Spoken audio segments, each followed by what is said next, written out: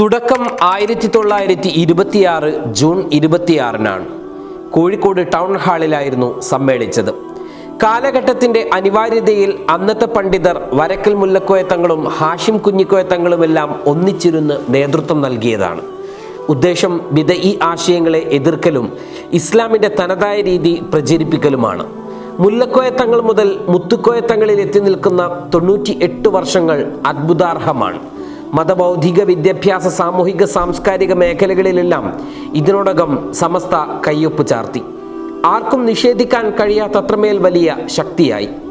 കേരളത്തിലെ മതസാമൂഹ്യ രാഷ്ട്രീയ വിഷയങ്ങളിലും മറ്റും സമസ്ത എന്ത് പറയുന്നുവെന്ന് കേൾക്കാൻ ആളുകൾ ആഗ്രഹിക്കുന്ന തരത്തിലേക്ക് സമസ്തയുടെ നിലപാടുകൾ സുവ്യക്തമായി. സമസ്ത ഇന്നതൊരു വൻ മരമാണ്.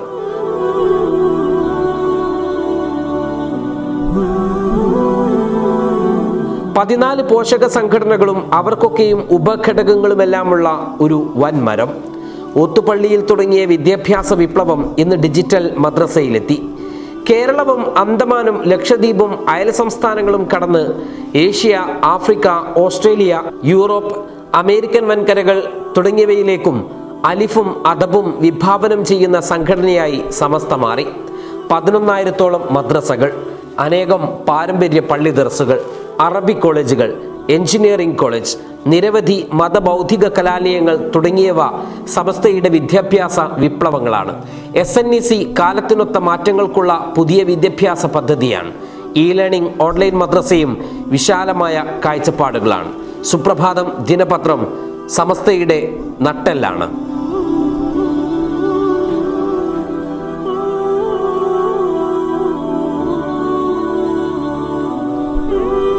മദ്രസയിൽ 10 ലക്ഷത്തിൽ പരം വിദ്യാർത്ഥികളും ലക്ഷത്തോളം അധ്യാപകരും അടങ്ങുന്ന വലിയ ലോകം. അറബി കോളേജുകളിലും പള്ളി ദർസുകളിലും വേറെയും. ആദർശ കേരളത്തിൽ ഇസ്ലാമിന്റെ തനതായ നിലനിൽപ്പിന് വേണ്ടിയുള്ള വരക്കൽ മുല്ലക്കോയ തങ്ങളുടെ കാഴ്ചപ്പാടുകൾ ഇന്നും ഒരു കോട്ടവുമില്ലാതെ തുടരുന്നുണ്ട് സമസ്ത.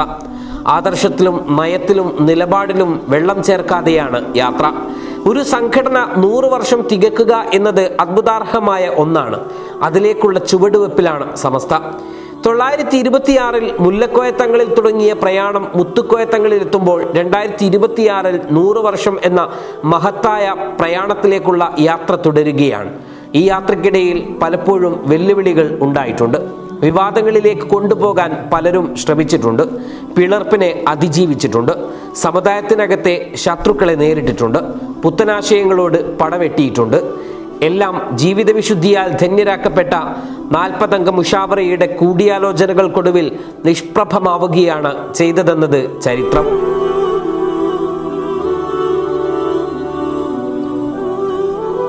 കേരളത്തിന് പുറത്ത് സമസ്തക്കൊരു സമ്മേളനം സംഘടിപ്പിക്കാൻ സാധിക്കുമോ എന്ന ചോദ്യത്തിനുള്ള ഉത്തരമായിരുന്നു ബാംഗ്ലൂരിൽ നടന്ന സമസ്ത 100-ാം വാർഷിക പ്രഖ്യാപന സമ്മേളനം.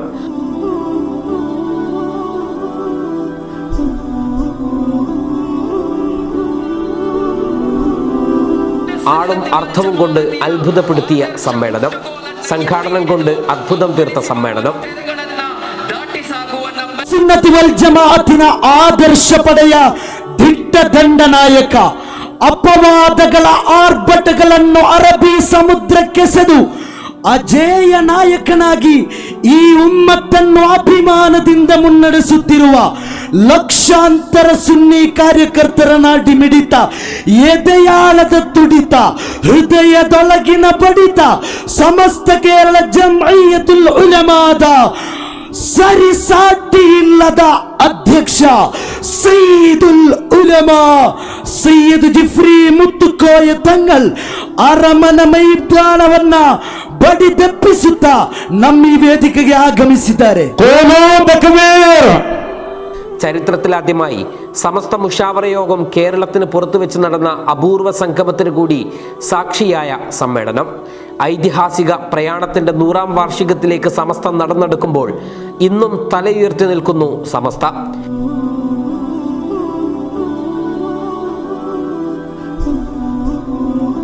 അധ്യക്ഷൻ സയ്യിദ് മുഹമ്മദ് ജിഫ്രി തങ്ങളുടെയും general secretary professor K Alikutty മുസ്ലിയാരുടെയും ട്രഷറർ കൊയ്യോട് ഉമർ മുസ്ലിയാരുടെയും MT അബ്ദുള്ള മുസ്ലിയാരുടെയും ധീരമായ നേതൃത്വം സമസ്തയുടെ പ്രതീക്ഷകൾക്ക് മേൽ പ്രകാശമാണ്.